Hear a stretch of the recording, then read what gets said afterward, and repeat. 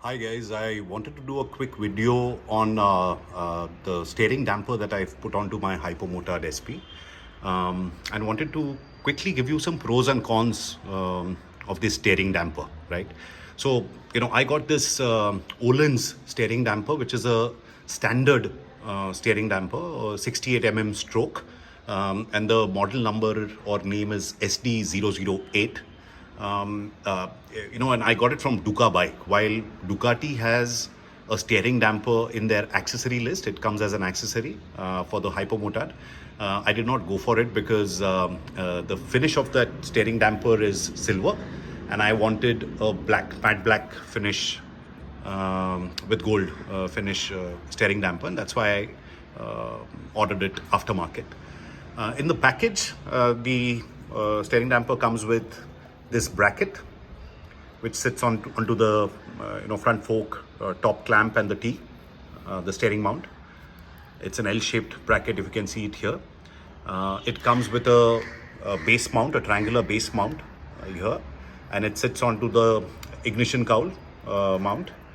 Obviously it comes with these fasteners, which come in as a standard.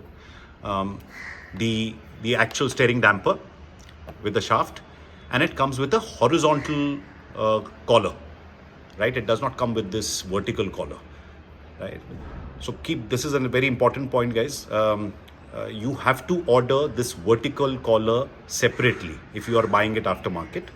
I think if you buy the Ducati authorized steering damper, then it will come with the vertical steering mount. If you buy it aftermarket, you'll have to buy this one separately.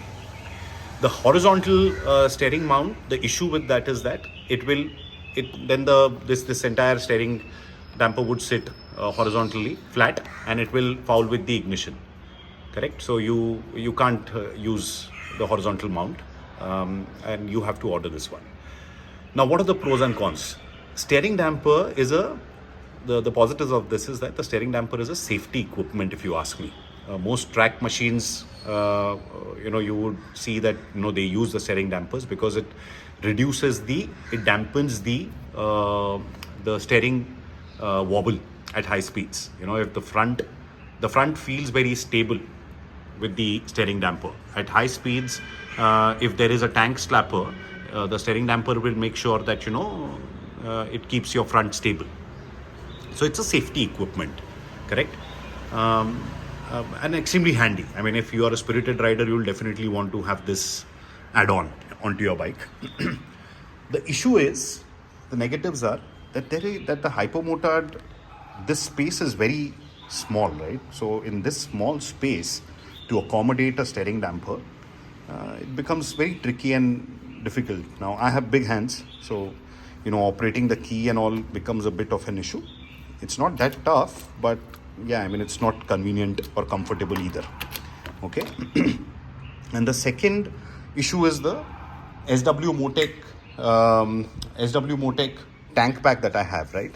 So I have got the micro tank pack, and that now will not fit. It will fit, but it will be extremely difficult because the steering damper ends will basically foul with this tank pack, correct? And I'll try and show it to you. Now this is where I've mounted it, right? Now if you notice, if I move it, it's fouling. See this? It fouls here, and it will also foul here, right? So this is a problem. And again, this is a magnetic tank pack. Look, there's absolutely no space left here. See how congested and cluttered this area looks. So now, can I use this tank bag with the steering damper? The answer is no. Also, removing this tank bag becomes an issue. It's got if you can let me try and show you. You see this red strap? You have, basically when you pull this red strap in that direction is when it will unlock the magnet here, and that's how you can take it off. Now, there's no space for me to pull.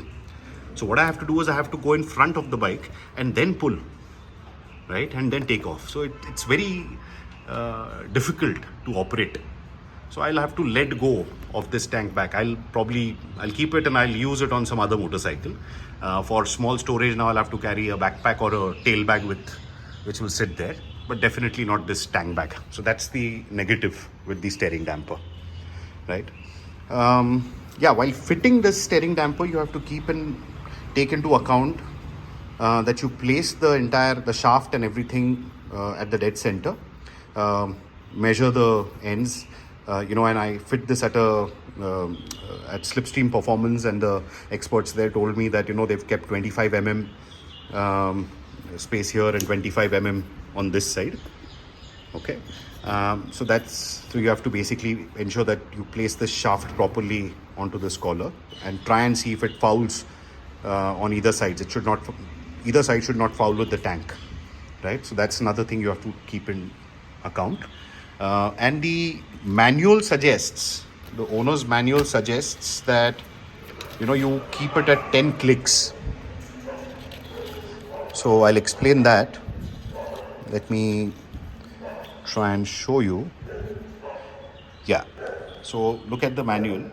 It says that set the damper to 10 clicks counterclockwise towards maximum soft position, and then go for a test ride.